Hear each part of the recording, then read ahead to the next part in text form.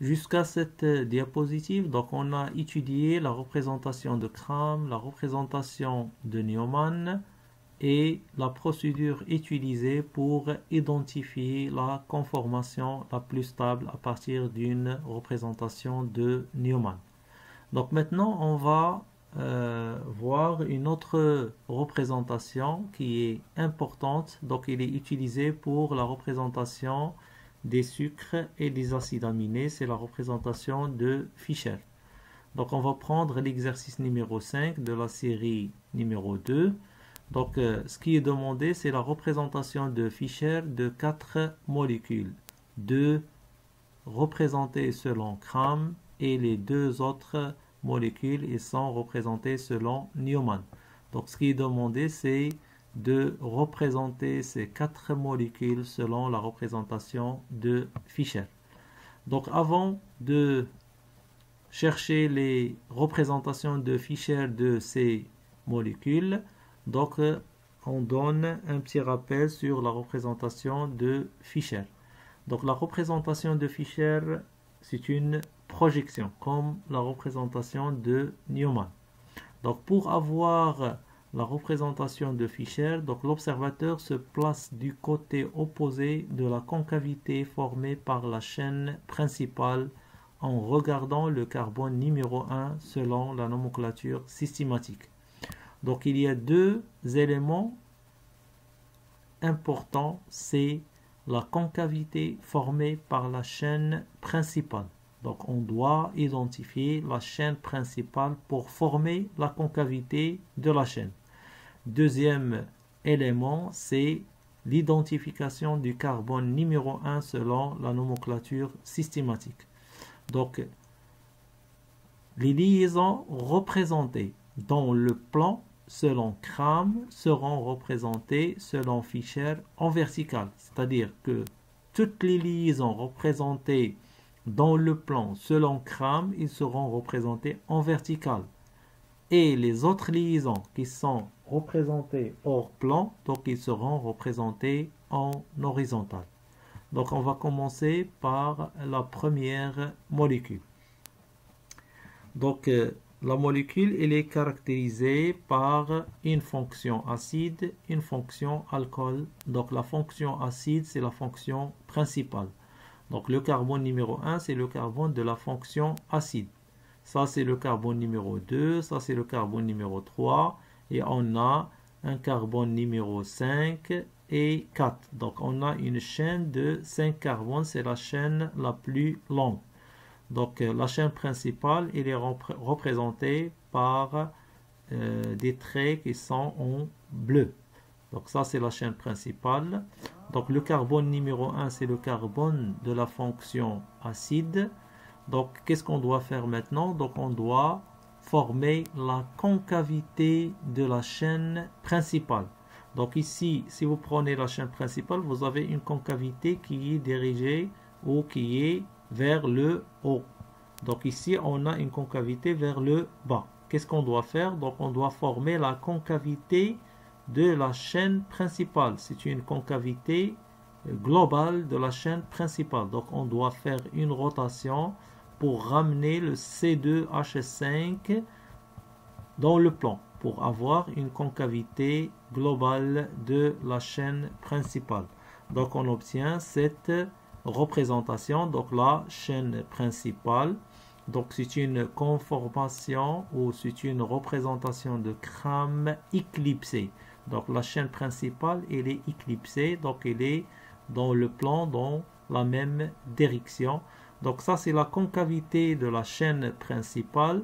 Donc l'observateur, il se place du côté opposé de la concavité formée par la chaîne principale en regardant le carbone numéro 1.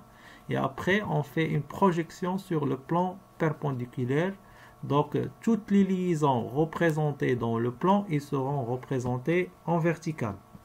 Donc on obtient une chaîne en verticale, donc c'est la chaîne principale qui est en bleu. Tout ce qui est hors plan, donc il sera représenté en horizontal. Donc par rapport à l'observateur, l'hydrogène il est à droite, c'est bon. Le CH3 il est à gauche. Donc sur le deuxième carbone de la chaîne principale ou le troisième carbone de la chaîne principale, donc on a OH, il est à droite et le CH3 il est à gauche par rapport à l'observateur. Passons à la molécule suivante. Donc c'est une molécule qui est représentée selon Cram. Donc ce qui est demandé, c'est la représentation de Fischer. Donc la fonction aldéhyde, c'est la fonction principale dans cette molécule. Donc ça c'est le carbone numéro 1, ça c'est le carbone numéro 2, 3 et 4 c'est le CH3. Donc la chaîne principale, elle est hors plan. Donc qu'est-ce qu'on doit faire? On doit faire des rotations pour ramener la chaîne principale dans le plan. Donc on va faire une rotation pour ramener la fonction aldéhyde à la place de CH3. Le CH3 il va prendre la place de l'hydrogène et l'hydrogène il va prendre la position de l'aldéhyde. De même, donc on va faire une rotation pour ramener le CH3 dans le plan. Donc le NH2 il reste en arrière et l'hydrogène il va prendre la position en avant. Donc on forme la chaîne principale ou la concavité de la chaîne principale. Donc l'observateur il se place du côté opposé de la concavité en regardant le carbone numéro 1 et après on fait une projection. Tout ce qui est représenté dans le plan, c'est-à-dire tout ce qui est en bleu, il est représenté dans le plan, il sera représenté en vertical. Tout ce qui est représenté hors plan, en arrière ou en avant, il sera représenté en horizontal. Donc on obtient la représentation de Fischer de cette molécule. Donc le CH3 il est à droite par rapport à l'observateur, l'hydrogène il est à gauche, NH2 à droite et l'hydrogène il est à gauche. On passe à la molécule suivante. Donc ça c'est une molécule qui est représentée selon Neumann. Donc ce qui est demandé c'est d'avoir la représentation de Fischer à partir de cette représentation. Donc c'est la même procédure, donc on doit toujours identifier le carbone numéro 1 et il faut former la concavité de la chaîne principale. Donc on a une fonction aldéhyde, ça c'est le carbone numéro 1, le carbone numéro 2, le carbone numéro 3 en cercle et le carbone numéro 4, 5 c'est C2H5. Donc ici on a la fonction aldéhyde, elle est en verticale. Donc, qu'est-ce qu'on doit faire? On doit former la concavité. Donc, on doit faire une rotation pour ramener C2H5 en verticale, c'est-à-dire pour avoir la concavité de la chaîne principale vers le haut. Donc, une rotation pour ramener C2H5 en verticale. Donc, et après, l'observateur se place du côté opposé de la concavité. Donc, la concavité, elle est vers le haut. Donc l'observateur il se place du côté opposé de la concavité en regardant le carbone numéro 1, c'est le carbone de la fonction aldéhyde. Donc tout ce qui est représenté en vertical, donc il sera représenté ici en vertical selon Fischer. Donc la fonction aldéhyde c'est le carbone numéro 1, donc il sera en haut. La chaîne principale il est en bleu, donc il sera représenté en vertical. À droite, vous avez des hydrogènes et à gauche, vous avez CH3 sur le premier carbone et OH sur le deuxième carbone représenté par un cercle. Donc maintenant, on passe à la deuxième représentation de Neumann. C'est la même chose. Donc il faut toujours identifier la chaîne principale. Donc on a la fonction acide, ça c'est le carbone numéro 1, 2, 3, 4, 5. Donc qu'est-ce qu'on doit faire? On doit faire une ou des rotations pour former la concavité de la chaîne principale en verticale. Donc après rotation, donc on obtient la concavité de la chaîne principale vers le haut. Donc ça c'est le carbone numéro 1. L'observateur se place du côté opposé de la concavité en regardant le carbone numéro 1. Et après projection, donc on obtient la représentation de Fischer. Donc la chaîne principale, donc il sera représenté en vertical. Le carbone numéro 1, il est toujours en haut. Donc à droite de l'observateur sur le premier carbone, vous avez NH2. À gauche, vous avez CH3. Donc sur le deuxième carbone représenté par un cercle, vous avez un hydrogène à droite et vous avez OH à gauche. Arrivons à l'exercice numéro 6. Donc, c'est une application des notions qu'on a étudiées, à savoir la représentation de Cram, la représentation de Neumann et la représentation de Fischer. Donc, ce qui est demandé ici, c'est la représentation de l'acide 2S3S, 2-amino-3-hydroxybutanoïque, selon la représentation de Cram en prenant la fonction acide à droite de la chaîne, selon la représentation de Cram en prenant la fonction acide à gauche de la chaîne. Troisième question, c'est de représenter cette molécule selon Neumann, selon l'axe de visée C2, C3 de la représentation 1. Et de donner la représentation de Fischer de la même molécule 1 obtenue dans la question 1 avec la précision de la configuration relative D ou L. Donc pour répondre à ces questions et pour établir les différentes représentations, donc on commence toujours par la représentation semi-développée. Donc on a une molécule, c'est l'acide 2-amino-3-hydroxybutanoïque.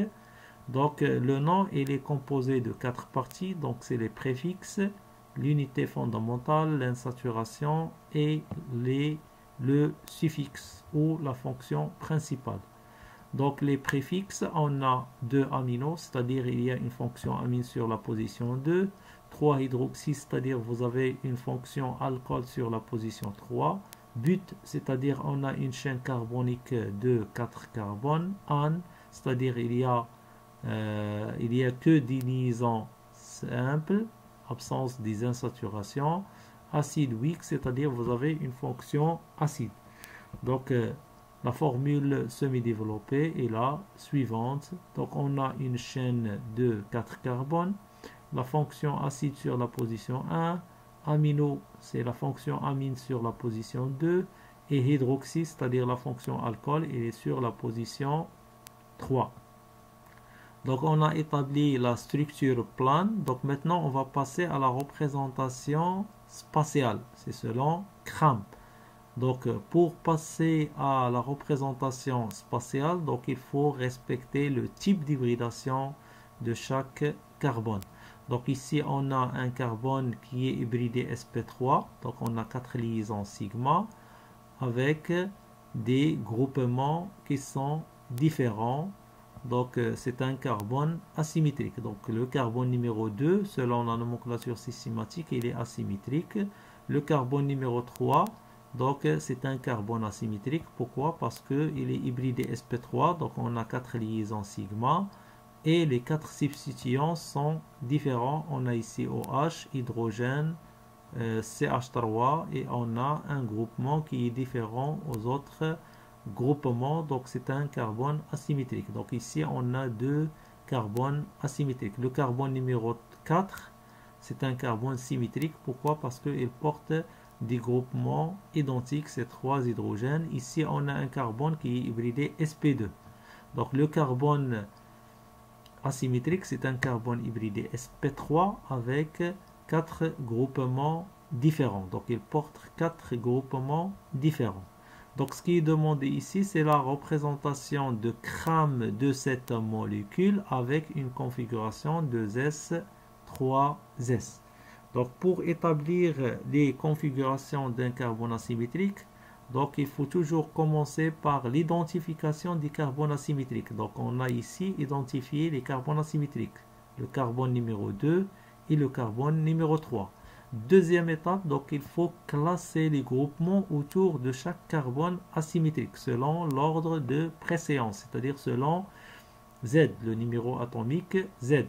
Donc par exemple, si vous prenez ce carbone, donc c'est un carbone asymétrique. Donc deuxième étape, il faut classer les groupements. Vous avez 4 groupements, vous avez amino, CNH2, vous avez l'hydrogène, vous avez la fonction acide et vous avez le quatrième groupement, c'est CHOH, CH3. Donc ce qu'il faut faire, c'est la classification de ces groupements autour de ce carbone asymétrique qui est le carbone numéro 2. Donc si vous prenez ce carbone numéro 2, il est lié à l'atome d'azote. Ici, il est lié à l'hydrogène, ici, il est lié au carbone, ici, il est lié au carbone.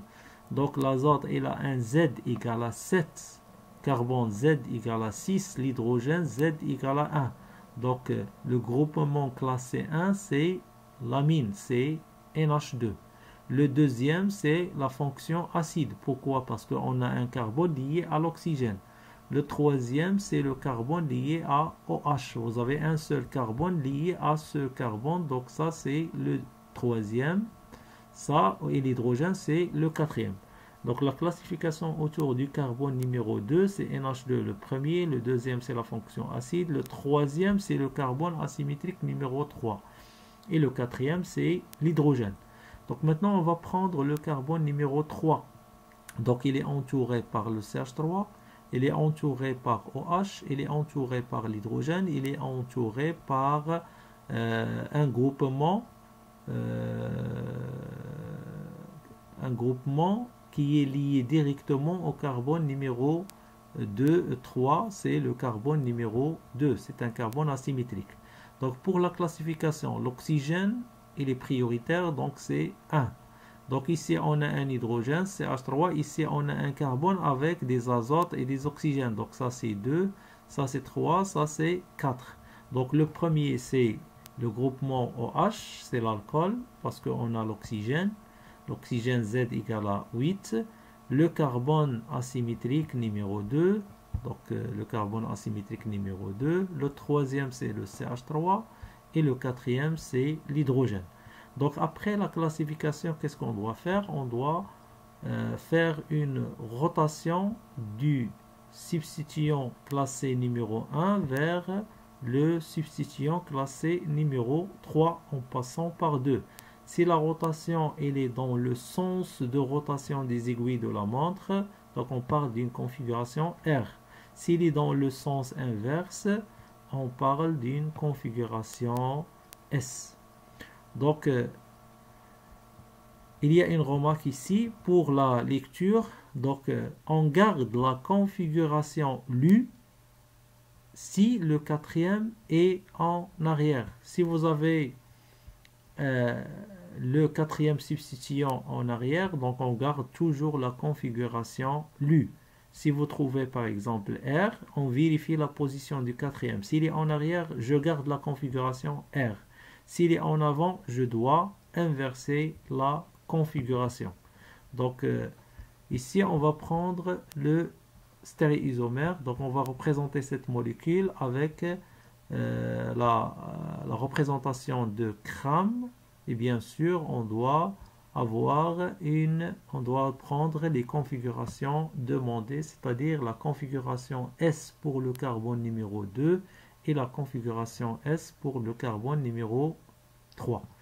Donc ici, on a pris la chaîne principale. Donc pour avoir la représentation de CRAM, donc on doit respecter le type d'hybridation. Donc ce carbone, il est hybridé sp3, donc il a une géométrie tétraédrique. Donc on a déjà étudié la représentation de CRAM. Les étapes pour établir la représentation de CRAM. Donc 2 carbones, 2 liaisons pour chaque carbone. Donc on a 2 liaisons dans le plan, une en arrière, une en avant. Pour le deuxième carbone asymétrique, donc on a 2 liaisons dans le plan, une en arrière, une en avant.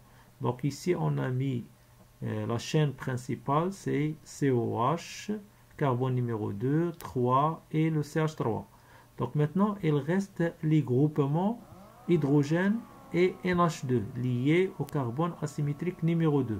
Donc pour avoir la configuration S, donc on doit mettre l'azote en avant et l'hydrogène en arrière. Donc ça c'est le 1, ça c'est le 2, ça c'est le 3. Une rotation de 1 à 3 en passant par 2, donc il donne une configuration S. Donc ça c'est la configuration LU. Qu'est-ce qu'on doit faire? On doit vérifier la position du quatrième substituant. Le quatrième substituant ici c'est l'hydrogène. Il est en arrière, je garde. Donc on doit conserver la configuration LU, c'est S. Donc le carbone numéro 2, selon la nomenclature systématique, il a une configuration S. Donc c'est la configuration demandée. Donc maintenant on passe au carbone numéro 3. Donc l'établissement de la classification, donc le OH c'est le premier, le deuxième c'est le carbone asymétrique numéro 2, le troisième c'est CH3 et le quatrième c'est l'hydrogène. Donc 1, 2, 3, donc une rotation dans le sens contraire de rotation des aiguilles de la montre. Donc il s'agit d'une configuration S, mais il faut vérifier toujours la position des quatrièmes substituants. Il est en arrière, donc je garde la configuration LU qui est S. Donc ça c'est la représentation de CRAM du stéréoisomère 2S, 3S. Ici, on a pris la fonction acide à droite. Donc, ce qui est demandé, c'est la représentation de ce stéréoisomère avec la configuration 2S, 3S, avec la fonction acide à droite de la chaîne. Donc, ça, c'est la chaîne carbonique. Donc, l'acide, il est à droite de la chaîne carbonique. Après avoir établi la représentation de CRAM du stéréoisomère 2S, 3S en prenant la fonction acide à droite de la chaîne, donc la deuxième question c'est d'avoir la représentation de CRAM du même stéréoisomère, c'est-à-dire de configuration 2S, 3S, en prenant la fonction acide à gauche. Donc ce qu'on va faire, donc on va reprendre la représentation de CRAM établie et on va réaliser une rotation globale de la molécule pour ramener la fonction acide à gauche. Donc la rotation globale de la molécule, donc il permet la conservation de la configuration des carbones asymétriques. Donc cette rotation globale, donc il conduit à la représentation demandée, c'est la représentation de CRAM du stéréoisomère de configuration 2S, 3S avec la fonction acide à gauche. Donc on peut vérifier les configurations des deux carbones asymétriques, le carbone asymétrique numéro 2 et le carbone asymétrique numéro 3. Donc on a déjà établi la classification du groupement autour de chaque carbone asymétrique. Donc la fonction amine, l'azote c'est 1, 2 c'est la fonction acide, le 3 c'est le carbone asymétrique numéro 3. Donc une rotation dans le sens de rotation des aiguilles de la montre, donc il donne une configuration R. Et on doit vérifier la position du quatrième. Donc il est en avant. Donc qu'est-ce qu'on doit faire? On doit inverser la configuration LU qui est R. Donc la vraie configuration, c'est la configuration S. Pourquoi? Parce que le quatrième, il est en avant. Si vous prenez le deuxième carbone asymétrique, c'est-à-dire le carbone numéro 3, donc le OH c'est le premier, deuxième c'est le carbone asymétrique numéro 2, le troisième c'est CH3. Donc il donne une configuration S. Le quatrième, il donne une configuration R, pardon. Donc il donne une configuration R. Le quatrième il est en avant, donc on doit inverser la configuration LU. Donc il s'agit d'une configuration S. Donc on a le même stéréoisomère avec la même configuration, c'est 2S, 3S, mais la fonction acide, elle est à gauche. Donc maintenant, on passe à la troisième question, c'est la représentation de Neumann du stéréoisomère obtenu dans la question numéro 1. Donc, on a établi la représentation de CRAM avec la fonction acide à droite. Donc on va établir la représentation de Neumann de ce stéréoisomère. Donc ici on a l'axe de visée, c'est le carbone numéro 2 et le carbone numéro 3. Donc on doit voir la molécule selon l'axe C2, C3. Donc ça c'est la position de l'observateur. Et on a dit que la représentation de Neumann, il consiste à regarder la molécule selon un axe.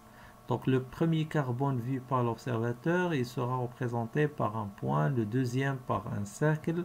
Toutes les liaisons représentées dans le plan, ils seront représentées en vertical. Donc on obtient la représentation de Neumann en appliquant les étapes pour avoir cette représentation. Donc maintenant on passe à la dernière représentation, c'est la représentation de Fischer. Donc qu'est-ce qu'on doit faire? On doit identifier la chaîne principale, d'accord, pour former la concavité globale de la chaîne principale, et on doit identifier le carbone numéro 1. Donc l'observateur se place du côté opposé de la concavité en regardant le carbone numéro 1. Donc cette représentation de Kram, donc il permet d'avoir la représentation de Fischer. C'est la représentation représentée, c'est tout. Donc on a la chaîne principale qui est en bleu, donc il est représenté en vertical. Donc par rapport à l'observateur qui regarde le carbone numéro 1, donc l'hydrogène il est à droite, NH2 il est à gauche, l'hydrogène il est à droite et le OH il est à gauche.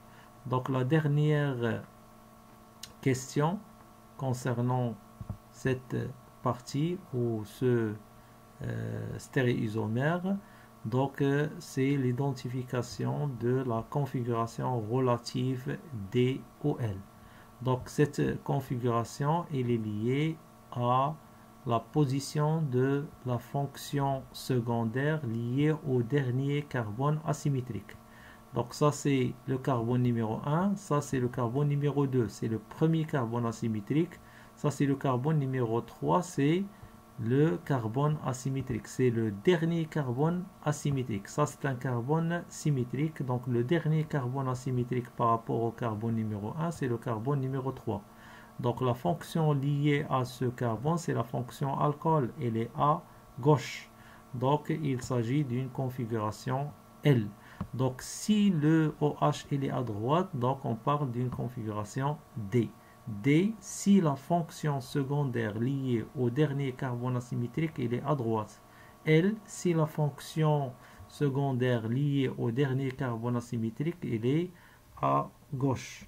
Donc la configuration relative de ce stéréoisomère, donc c'est L. Pourquoi? Parce que la fonction qui est l'alcool, donc elle est liée au dernier carbone asymétrique, elle est à gauche, donc il s'agit d'une configuration L. Il faut noter que cette configuration, c'est-à-dire la configuration D ou L, ils sont déterminés ou identifiés à partir de la représentation de Fischer. Donc pour avoir la configuration L ou D, donc il faut toujours passer par la représentation de Fischer. On passe maintenant à l'exercice numéro 7. Donc cet exercice s'intéresse à la notion de la chiralité. Donc pour la question, donc identifier les carbones asymétriques dans les composés suivants. Deuxième partie de la question, c'est de préciser si les molécules sont chirales et de préciser les configurations absolues des carbones asymétriques des composés 2 et 7. Donc avant de commencer, donc on donne ici une définition de la chiralité. Donc une molécule est dite chirale si elle présente un ou plusieurs carbones asymétriques avec l'absence de plan de symétrie. Donc pour dire qu'une molécule elle est chirale, donc on doit vérifier toujours deux choses: la présence des ou du carbone asymétrique avec l'absence de plan de symétrie. Donc la molécule elle est chirale s'il y a présence des carbones asymétriques et absence de plan de symétrie. Donc si vous avez une molécule chirale, donc elle est optiquement active, c'est-à-dire elle possède un pouvoir rotatoire alpha différent de 0. Donc une molécule qui est optiquement active, donc est dite chirale.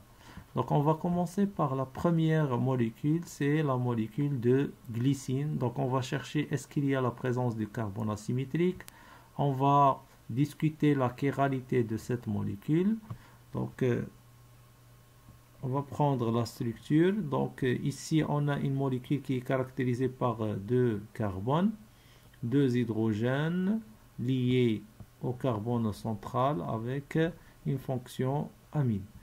Donc le carbone numéro 1, c'est un carbone hybridé sp2, donc c'est pas un carbone asymétrique. Pourquoi? Parce que le carbone asymétrique, c'est un carbone hybridé sp3, il forme 4 liaisons sigma et il porte des groupements différents. Donc si vous prenez le carbone numéro 2, donc c'est un carbone qui est hybridé sp3, donc on a 4 liaisons sigma, mais il porte deux groupements identiques, donc on a deux hydrogènes. Donc, ce n'est pas un carbone asymétrique, donc c'est un carbone symétrique. Donc, il y a absence de carbone asymétrique, donc la molécule elle est achirale.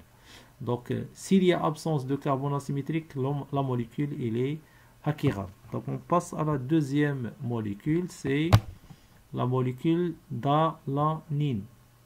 Donc, c'est un acide aminé qui est caractérisé par une fonction acide et une fonction amine. Donc, ici, on a un carbone, c'est le carbone numéro 1, il est hybridé sp2. Le carbone numéro 2, il est hybridé sp3, donc on a 4 liaisons sigma.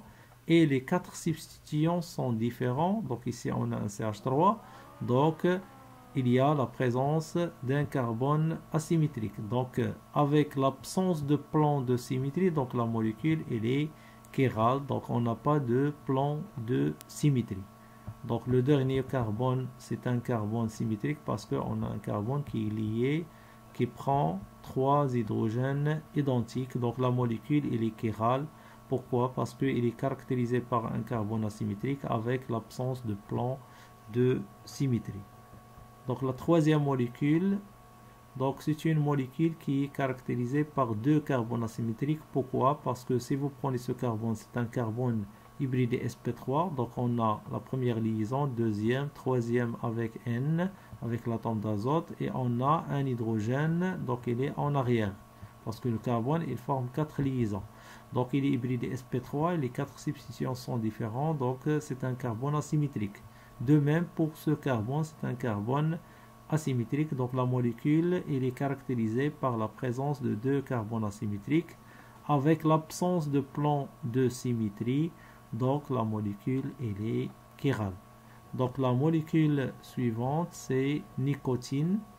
Donc c'est une molécule qui est caractérisée par la présence d'un carbone asymétrique. Donc on a identifié un seul carbone asymétrique avec l'absence de plan de symétrie. Donc la molécule elle est chirale. Donc on doit toujours vérifier deux choses, la présence des carbones asymétriques, un ou plusieurs, et l'absence de plan de symétrie.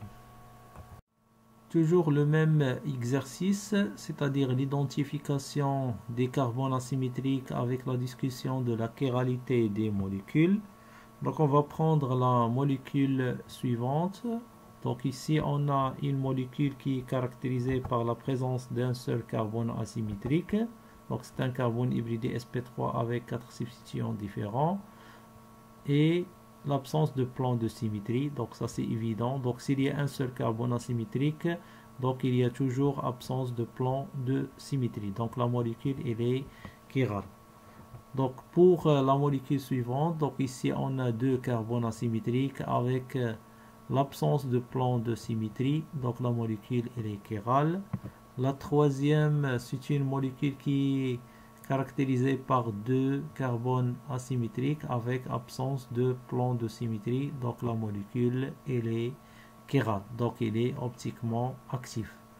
Pour la dernière molécule, donc ici on a une molécule qui est caractérisée par deux carbones asymétriques, mais on doit vérifier est-ce qu'il y a la présence ou l'absence d'un plan de symétrie. Donc si vous prenez cette molécule, donc les deux carbones asymétriques, ils portent les mêmes groupements. Donc si vous prenez ce carbone, vous avez la fonction acide, la fonction alcool, une fonction ester et un hydrogène.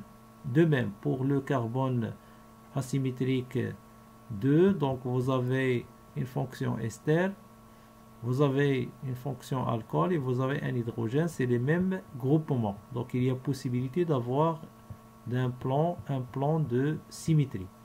Donc si vous réalisez une rotation pour ramener la fonction alcool en avant, donc on obtient une molécule avec la présence d'un plan de symétrie. Donc si on réalise une rotation autour de cette liaison sigma, donc c'est la liaison qui est entre les deux carbones asymétriques, donc la fonction ester, le carbonyle, donc on aura l'oxygène vers le haut après la rotation et l'oxygène de OH, donc il va prendre la position en avant, donc la molécule possède un plan de symétrie, donc il est achirale. Pourquoi? Parce que la molécule présente deux carbones asymétriques, mais la deuxième condition, c'est-à-dire l'absence de plan de symétrie, il est non vérifiée, donc la molécule elle est achirale, donc il est optiquement inactif.